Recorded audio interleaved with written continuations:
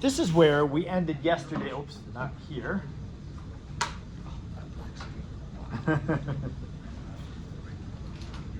This is where we ended yesterday, talking about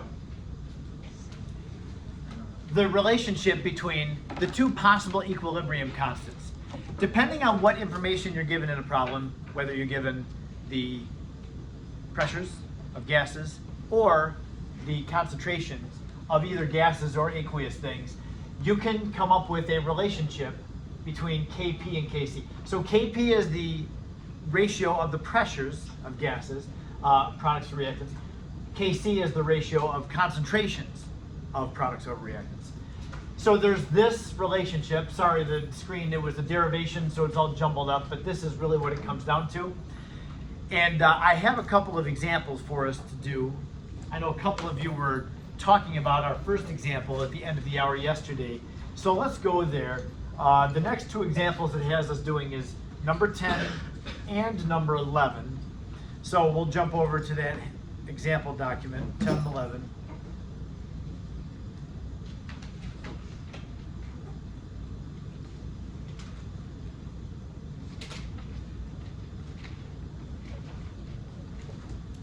Okay, so taking a look at this, I will write up here and remind ourselves what that relationship is between Kc and Kp. Kp equals Kc times the quantity RT to the delta N power. Remember, delta N is the change in the number of moles of gas. So I put delta N of gas up there so that if we have a chemical reaction, a gas phase chemical reaction, where we have two gases on the left, two on the right, the Kc value is given to us, so we know this term is 1.873. We're given the temperature. We know R, and I remind you that the R term is the R that corresponds with atmospheres in the ideal gas law. This Kp is the ratio of pressures in the unit atmospheres. It's given in atmospheres so that everybody calculates Kp the same way. Like if I calculate Kp in torr and you calculate Kp using atmosphere, then we won't get the same value every time. Sometimes you do get the same value, but not every time. So that everybody gets the same thing for Kp, it has been decided that we all use atmospheres. So the R term, this is not the thermodynamic R, which we've become used to. It is the ideal gas R for atmospheres, and that's 0.0821. Okay, now given this, the question is, what is the Kp value? So we just have to use this formula very simply and put in the numbers that we have and solve for Kp. And you could do it on your calculator, but you could also just do a little inspection and see something that's obvious. What's obvious, Araf?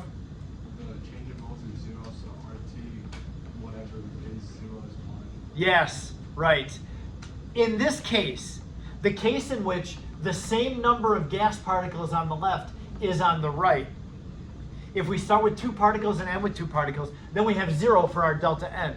And whenever you have 0 for an exponent, it means the quantity that's raised to that exponent is 1. Yes? So this is the only time that Kp and Kc are equal, when you have the same number of particles of gas on both sides. Catch that? If you don't have the same number of particles of gas on both sides, then Kp will not be equal to Kc. But sometimes they are. Okay? So the answer to that one is A. Kp and Kc are the same value because the delta N equals 0. That is not the case down here for number 11. I had us doing both 10 and 11. Let's take a look at number 11. Consider the following reaction. This time now, we have 5 gas particles making 3 gas particles. So we don't have a delta N of 0. So in this case, if the K value, now remember, unspecified K means Kc. So if the Kc value is 0.28 at this temperature, what will the value of Kp at the temperature be? Okay, so we'll just put in our values into that formula.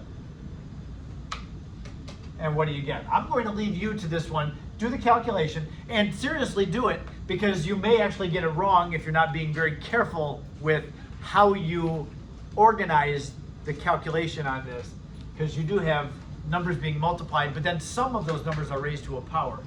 See what you can get. The answer is one of these 5.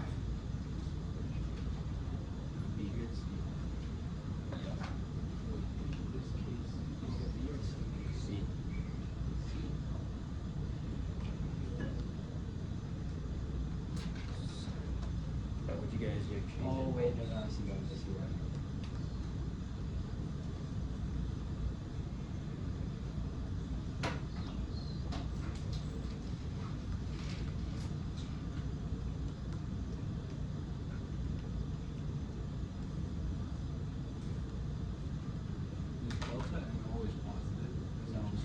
Is what I was positive?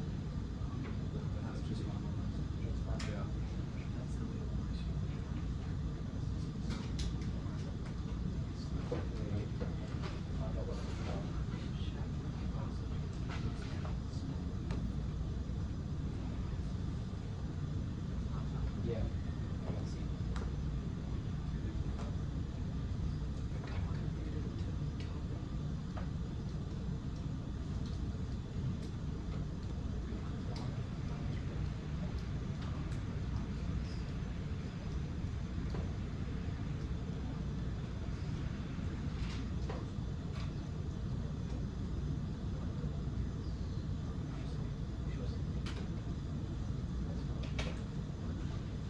So yeah, I just asked you to do this one to remind you to be careful when you're doing calculations, especially something that's, we don't normally do calculations like this where you're multiplying numbers and some of them have exponents and others don't. So it's 0.28 times the quantity, r times t, and that rt term is what's raised to the negative 2 power. Did you get an answer?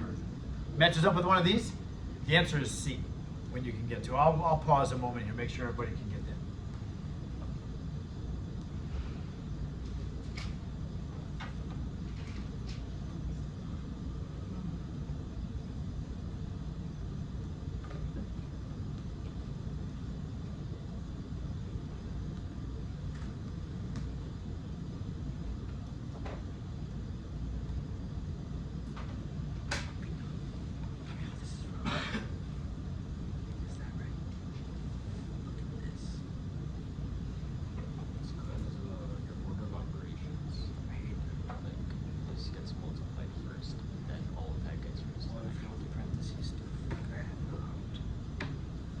Yeah, that's why I wanted to give you a chance to do that.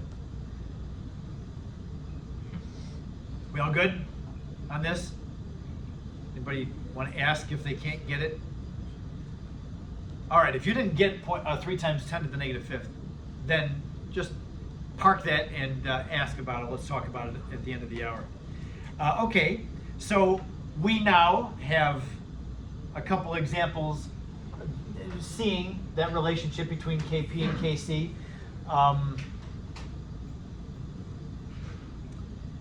That's our first thing. I believe that there are 1 or 2 questions in the homework about using this formula. So be ready to do that. I know there's questions in the practice test about that. That's a little bit ways off though. Now the next thing that we have is the idea of ice tables. You may have learned about ice tables and equilibrium in your first chemistry course. If you did, ice tables are a very handy way of keeping our information organized when we do equilibrium problems. One of my hours, I said, well, you know, the next thing is ice tables, and they're like, but I don't think you're going to mind. Ice tables are just a tool that we use, and it is very helpful. I would not try to do equilibrium calculations without ice tables. So if you don't remember or don't know what ice tables are, this has nothing to do with frozen water. We're not talking about cold, burr, snow, ice. This is an acronym. I for initial, C for change, and then E for equilibrium. We're going to arrange the information that we're given in the problem. Anytime you're given initial amounts and need to find final amounts, we use an ice table. Number 17 in our example document is going to be our first ice table problem. It's a little bit weird. So let's go there and take a look. All right, so getting to number 17. I do have a typo in here. My chemical equation, we're talking about NO2 reacting to make N2O4. I missed my 2 there. Would you add that in? I'll do it too. NO2 there, not just NO. Here's the question. It says, in an experiment, 0.625 moles of N2O4 was introduced. Now, N2O4, notice, is a product in this one. I mentioned this one is kind of a weird question. This is what makes it weird. Whoever is doing this experiment is writing the chemical equation like this, but they're putting the product in and having the reaction go backwards. I don't really know why somebody would do that, but anyway, it was done in this problem. So we have the product being introduced into the 5-liter container, and it was allowed to decompose. In other words, go this way, go from one thing to 2 as it went left, to make NO2. The concentration of N2O4 at equilibrium was 0.075. So you can see that, well, you can't see anything yet. Calculate Kc for this reaction. Here's the way that we organize this information. Now, I'm going to just keep our work on this slide rather than going back to the other document. And I'm going to use this space down here for the ice table. So I'm going to rewrite this chemical equation. It's going to look like this. 2 NOs yields N2O4, leaving the physical states out. So the question is, what is the K value? What is Kc? Now, the way that we do an ice table is like this. Once you have a chemical equation written or given to you, along the left side, vertically, put an I, a C, and an E. And again, those represent the initial amounts, the change, and then the equilibrium amounts. Whenever you're asked to find a K, you'll take the products over the reactants of the equilibrium line, because at equilibrium, the reaction has stopped. And so that ratio of products over reactants at that point in the reaction is your K value. So when we make an ice table, we fill in the things that the problem gives us. And what does the problem give us? It says that 0.625 moles of N2O4 was introduced into a 5-liter vessel. In the ice table, we're going to have to use this information to find the K value. Now it does ask for, it says, calculate Kc. That means that it would be the most convenient for us to use concentrations in here. So when we get concentration, we'll take the concentration of the products over the concentration of the reactants at the end. So anytime the question asks for Kc, populate this ice table with concentrations. If it asks for Kp, then use pressures in here. There will not be a time that we put moles into our ice table. That's going to feel weird to you at first because we do so much stoichiometry in here. We always convert from one thing to another using moles. But we don't use moles for ice tables. We use concentrations for Kc, pressures for Kp. So the concentration of N2O4 is 0.625. In fact, I'll do this. N2O4's concentration is 0.625 moles over 5 liters. And 0.625 divided by 5 gives us 0.125 molarity. That's what goes into the initial amount of N2O4.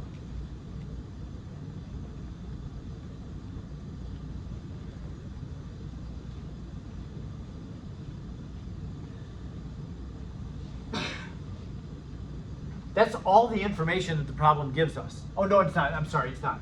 Because it tells us that the concentration of N2O4 at equilibrium changes to 0.075. So at equilibrium right here, this N2O4 is no longer 0.125, but it has changed to 0.075.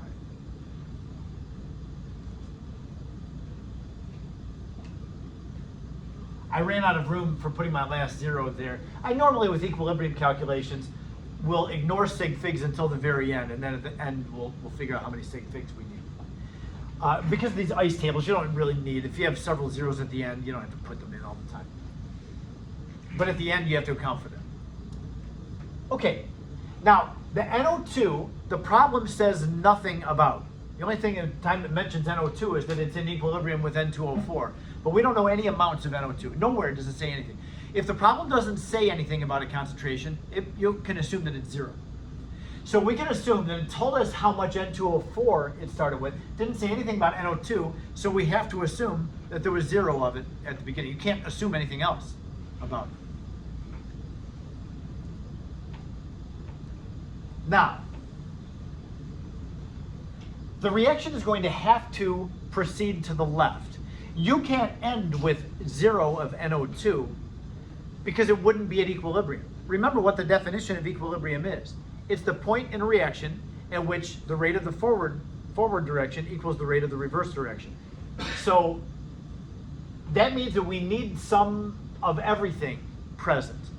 You will never have 0 of anything at equilibrium. You'll always have some. You'll have some reactants of all of them, and you'll have some product. You'll never end with 0. You'll hear me say that 1,000 times before we're done with the equilibrium unit. You never end with 0 of anything at equilibrium. So that means this, that the reaction must shift to the left. It's got to make some of that NO2. So we know that it shifts to the left because the concentration of N2O4 goes down. It goes from 0.0125 to 0.075. So if we know the initial and the equilibrium amount, we can figure out how much it changed by. It went down by 0.05 molarity. Now, if the N2O4 went down by 0.05 molarity, what happened to the NO2? By how much? Yes. Be careful with this. Look at the coefficient ratio. It's a 2-to-1 ratio. So if N2O4 is being used up and it's going to the left, we'll get twice as much NO2 as the amount of N2O4 that got used. So watch for the coefficients. So the right side went down by 0.05. The left side goes up by 2 times 0.05. And therefore, if we started with 0 and went up by 0.1, then in equilibrium there's 0.1 molarity of that. So now that we have our reactants and product concentrations at equilibrium, now we can go ahead and set up our K calculation. Kc is equal to the products, 0.075, over the reactants, 0.10 squared. That squared. Now, by the way, you might be looking at this wondering, hey, hold on a second. The reaction proceeded left. Doesn't that mean that the NO2 is the products? No, it doesn't. Even though the NO2 was made in this reaction, anytime you're asked for the equilibrium constant, if you're given the chemical equation, you've got to write the equilibrium constant consistent with the way the equation is written. The N2O4 is officially products because that's the way the equation is written in the problem. So you would take concentration of N2O4 over the concentration of NO2 squared. See that? You don't want to do that because the reaction actually made NO2. So you think, oh, well, I need to shift this around. Nope, nope. Write the K value or expression the way that the equation gives you. So 0.075 divided by 0.01 gives us 7.5, and the answer is A.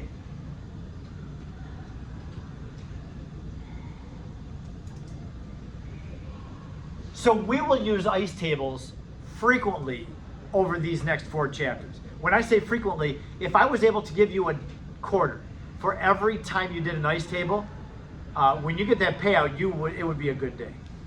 You're going to do a lot of ice tables. We've done 1 so far, so now you have a quarter to your account. You'll see as we go through the chapters, even when we get to chapter 16 at the end, we're still going to be doing lots of ice tables. Yeah, it's going to be very much a part of everything that we do until the end of February. Okay, so that's a pretty easy, except for that whole shifting left thing, that was an easy problem. That was the number 17, so let's go to the next one. Number 13 is the next one. I'm going to have us look at number 13, then we're going to come back and we're going to solve it on this. I've got it set up nicely for us. Back to number 13.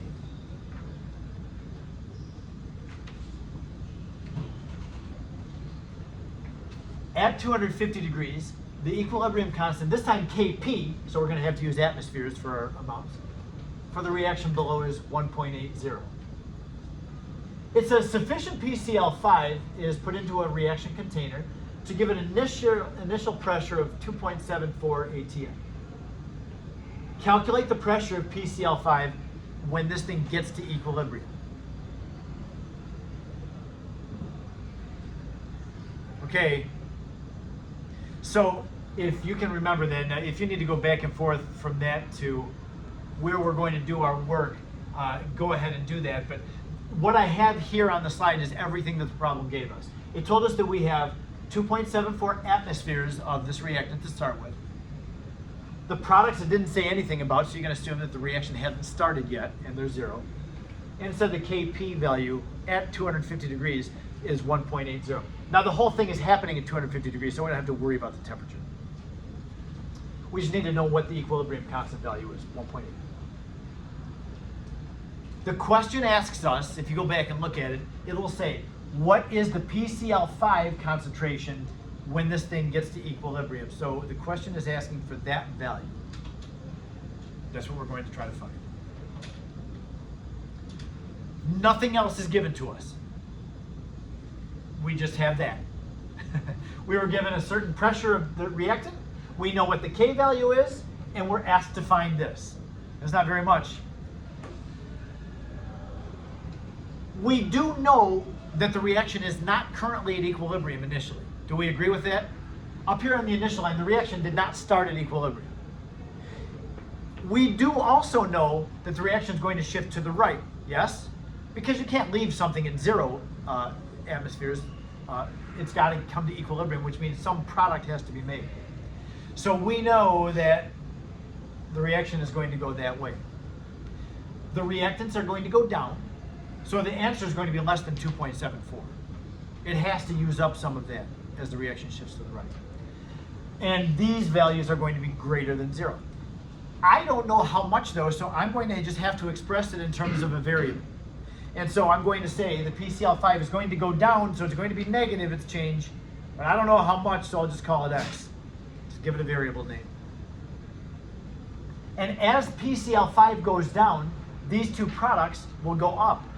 Since the coefficient ratios are all 1s, the left side goes down by x, both these products go up by x. And therefore, at equilibrium, we're going to have values in terms of x. It's going to be 2.74 minus x for that, and then x and x for those. This actually is doable though, because we only have one variable here. It's in multiple places, but there's only one term that we have to solve for, and we know what the equilibrium constant value is. So 1.80 would be the product concentration multiplied together divided by the reactant concentration, all in terms of x, but you can solve for x. We can solve for x. So let's do that. Kp equals 1.80 equals the products, x squared, x times x, divided by the reactants, 2.74 minus x. Solve for x. All right, my friends, what do you see coming? You have an answer? How are we going to solve for x? I see an x term there. What does that mean? An x squared term. X squared term. We'll have to use the quadratic formula. We'll have to use the quadratic formula on this one. Yep. All the things that you learned in your algebra classes, Algebra 1, Algebra 2, you learn those things so that you can do chemistry.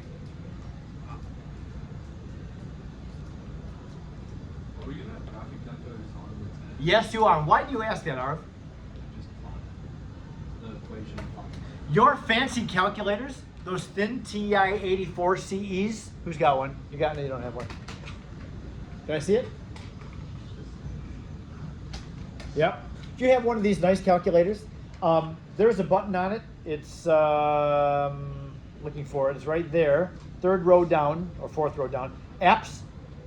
if you click on apps, it will give you a menu. One of those menus is a polynomial root finder. So when I click on apps here, choice number 9, it says polysmelt 2. I don't know what that means. It's some abbreviation. Click on that, number 9, and then the top item on the next menu in that polysmelt menu is polynomial root finder. This will do the work for you. You do not have to do that quadratic formula if you have one of these nice calculators. Okay, do you see it? You may have it too on yours, Ferris. You see yours? Wait, we don't need it. Most, Yeah, when we can us grab it. members say the apps, it's just Yeah, it's Yeah, I know that some of your teachers Yeah. clear those out. No, but But you can put it Just back wrap on, it, I yeah, that's think, what I'm if you doing. go to their website. Yeah, but just put it in a- So it is handy. If you go to polynomial root finder, click enter, and it will default to a second order, which this is. You'll see it's going to say order, and it'll be blinking on the 2. What you'll do there is you're going to hit, you'll see a menu on the very bottom of your screen. On the bottom right of your screen, it says next. Click the white button underneath next, and that will take you to where you just have to enter the coefficients in your standard form, where you can have the calculator solve it. If you don't have this nice calculator, then you get to use the quadratic formula. Also, just put the equation in it. Like, you can press graph and it finds the zeros for you. Yes, you can graph it as well, and it'll give you the zeros on the graph. So for the older models of those calculators, yeah, if you have a scientific calculator like this, then it doesn't help you much. You have to use it for the quadratic formula. So anyway, we do have to do some algebra here. Be patient with this. Some of these just require you to calculate things out. And yeah, so don't think that there's nice shortcuts for this. There's really not. You'll have to take 1.8 and multiply by this denominator quantity. 1.80 times 2.74 gives 4.93, so it's 4.93 minus 1.80x equals x squared. Just getting that denominator over to the left side. And now write it in standard form. X squared plus 1.80x minus 4.93 equals 0. And so, yep, there is the quadratic formula. X is equal to, you're going to get two answers. Negative b, which is 1.8, plus or minus the quantity, you know, that whole thing. Negative b squared. Not negative, sorry, it's b squared. 1.8 squared minus 4 times a times c all over. Oh, my 1.8 I put in there. All over 2 times a. So yeah, that's what it looks like. You get two answers for it. Now, every time you use the quadratic formula, whatever way you do it, you're going to get two answers. It's a parabola that hits the x-axis twice, right? One of the answers will not be physically possible. So you have to choose the right answer from the two that you get. When we look up here at our ice table, our products have a pressure equal to x.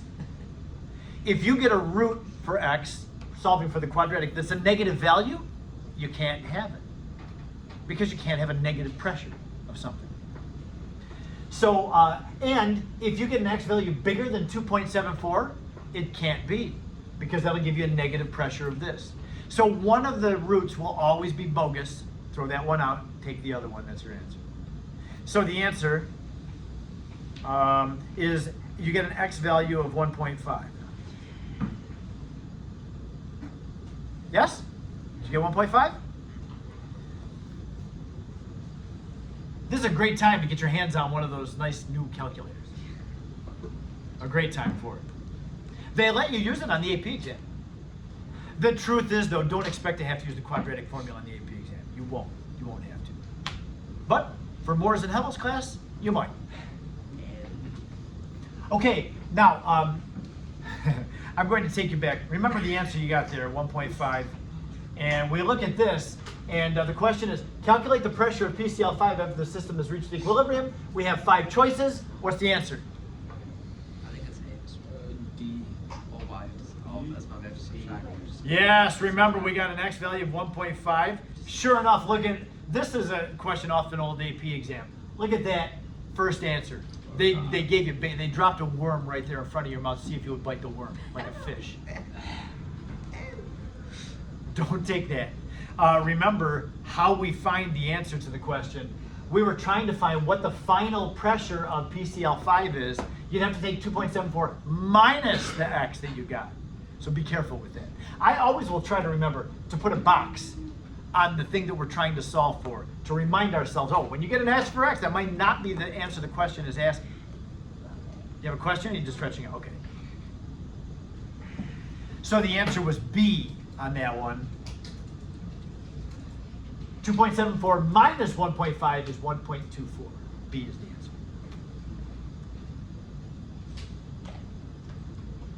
Be careful.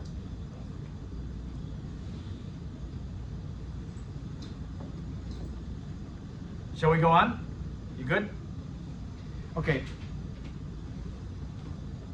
The next thing we have, another ice table problem, number 12. We'll do number 12 directly on this too. We have enough room up above number 12, so we'll make our ice table up there. For the reaction, these two reactants make these two products. The equilibrium constant value is 18 at 1200 degrees Celsius. If 1 mole of this and 2 moles of that are put into a container to react, what concentration of SO3 will be produced? We're given amounts that we start with. We need to find amounts of something at the end. We need to make an ice table. So we'll do that up here at the top. SO2 plus NO2 yields SO3 plus NO. The K value here, it is Kc, because it says the equilibrium constant. It's not specified, so it's Kc. 18.0. So our ice table is going to include everything that the problem gives us. Tell me how I do here.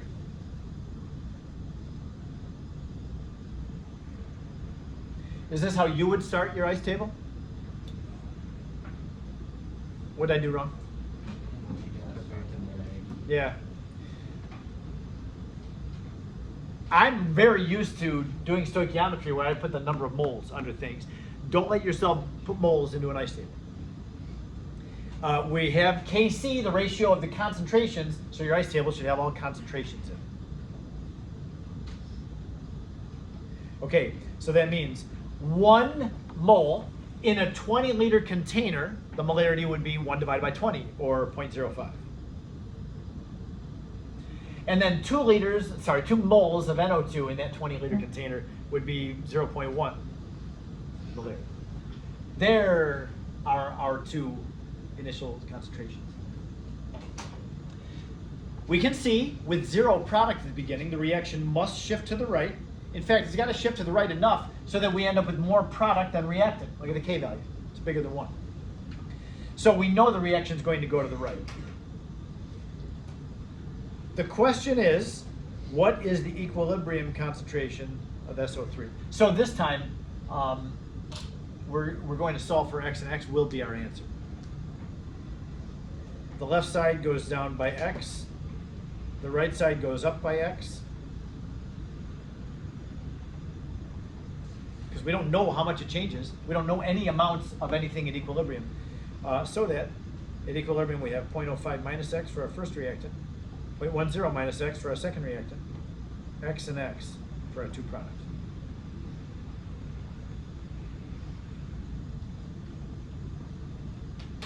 All right. This one's a little bit nasty. Our K value, which we know, 18.0. That's equal to the concentration of the products, X squared, over the concentration of the reactants, which is 0.05 minus X times 0.10 minus X. FOIL method. For our denominator, we're going to have to get a polynomial expression down there and then distribute it over to the left side. That's all right. That's cool. We can do that. X squared on top, that was easy, over 0.005 minus 0.15x plus x squared. Okay, now distribute the 18, or distribute the denominator into the 18, and we'll have this. So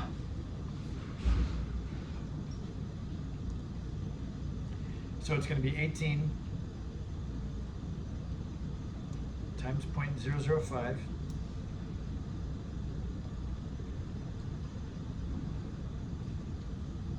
0.15 times 18 is 2.7, and then plus 18x squared equals x squared. So put that thing in a standard form, then away we go with the quadratic equation. 17x squared minus 2.7x plus 0.09 equals 0. What do you get?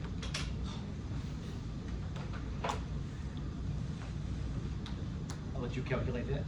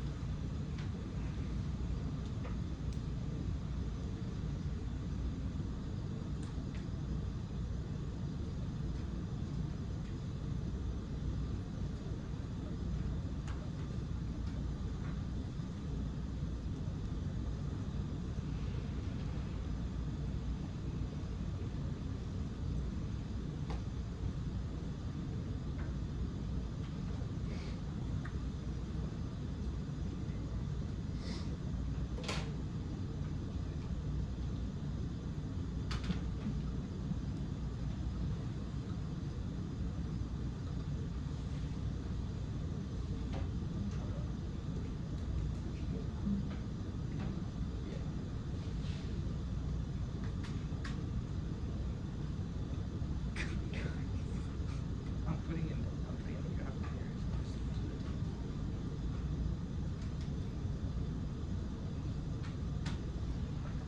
This is where the teacher kind of snickers and says, there's only one reasonable answer that's given.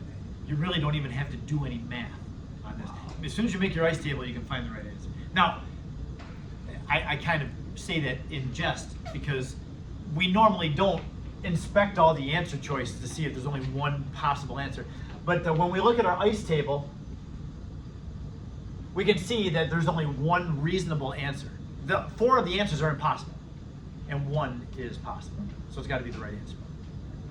Why is B not possible? B, I think, is one of your roots that you get if you do the quadratic. It's not possible.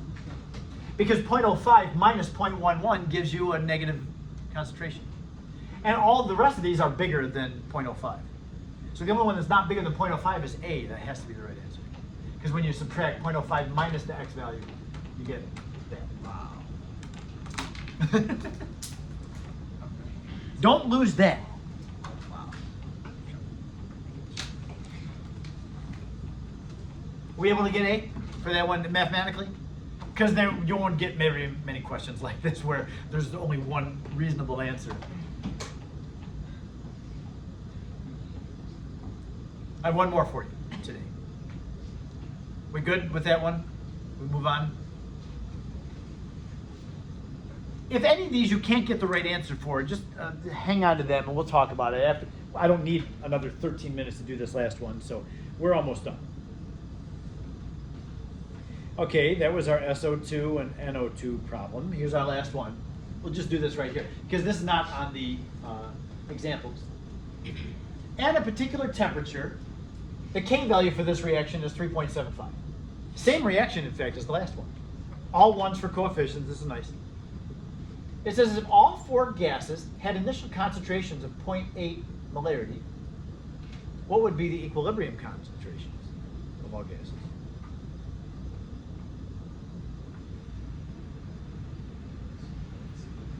So for this one, the K value is 3.75. Initially, we have 0.8 all the way across.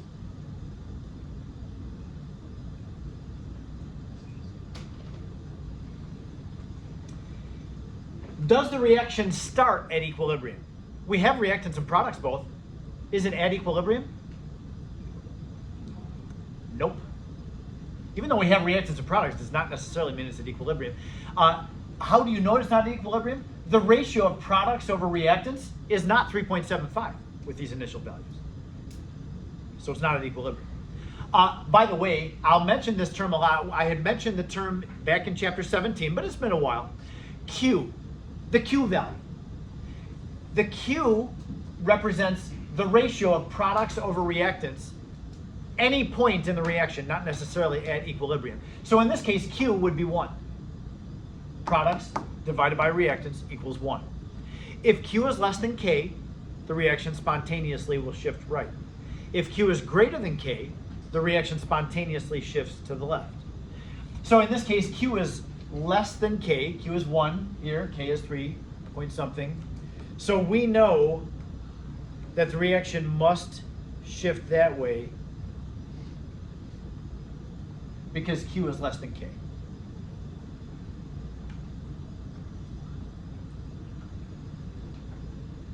It's called Q, it's called the reaction quotient. It tells us whether we're at equilibrium. If you have reactants and products both, you find Q and see if Q is equal to K. Rishi.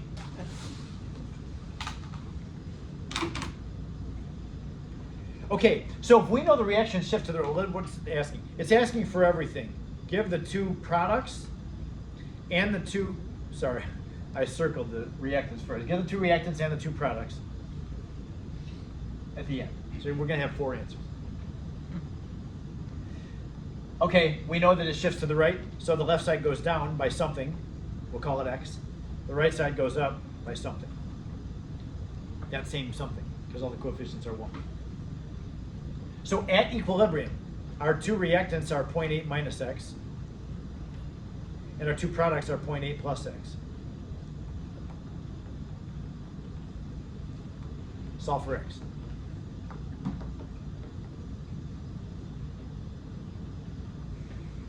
I'll leave this one to you. Solve for X. Yes? How do you know Q is less than K? Oh, because Q is found by taking it's the same calculation as K. Take the products over the reactants. In this case, it's 1. That times that divided by that times that gives you 1. So the Q value 1 is less than K. So the reaction will have to go to the right. It hasn't made enough product yet.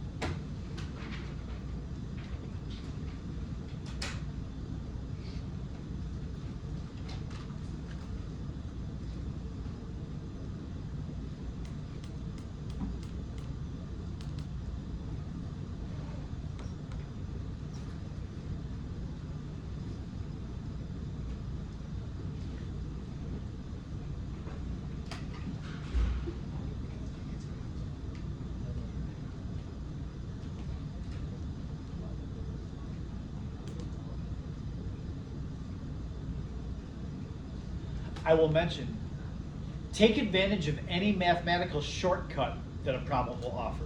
Sometimes the problems are really nice and you get a shortcut built in. This one has one. If you're good, you don't need to use the quadratic formula for this one. Anybody catch that? Did you?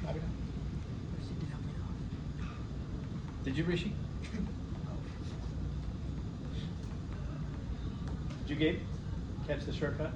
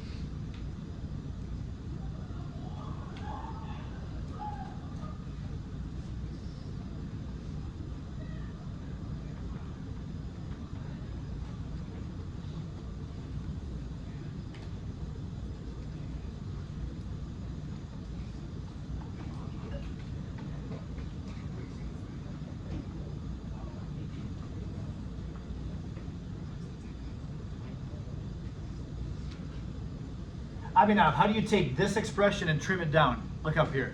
You square root both sides. Yeah, you've got 3.75 equals a perfect square over a perfect square. Take the square root of both sides, you get rid of all your x squared terms. So yeah, be on the lookout. Sometimes a problem will be really nice and it'll have a built-in shortcut. So take the square root of that and that, you'll have 3.75 square root is like 1.9 something, 1.94 I think, equals 0.8 plus x over 0.8 minus x. I've taken the square root of that, and so you still have to do a little bit of algebra, but this is nice because it will take you less time and less hassle. You'll get an x value, I believe, of 0.255. Is that right? 0.255? That's not the answer. You'll have to go back up here and take 0.8 minus 0.255. That gives you 0.545.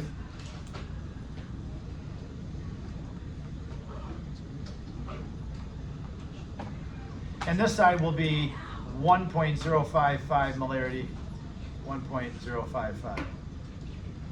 That's how we do that. Ice tables, equilibrium problems. So the next thing for us is going to be, I'll have another ice table for you tomorrow, or maybe a couple. And I'll have a very handy shortcut to show you as well too. 5% rule is our friend. It's going to be learning something that will cut down on our amount of work. And then we'll get into Le Chatelier's principle. This is what the reading assignment for tomorrow is. And that'll be it for tomorrow.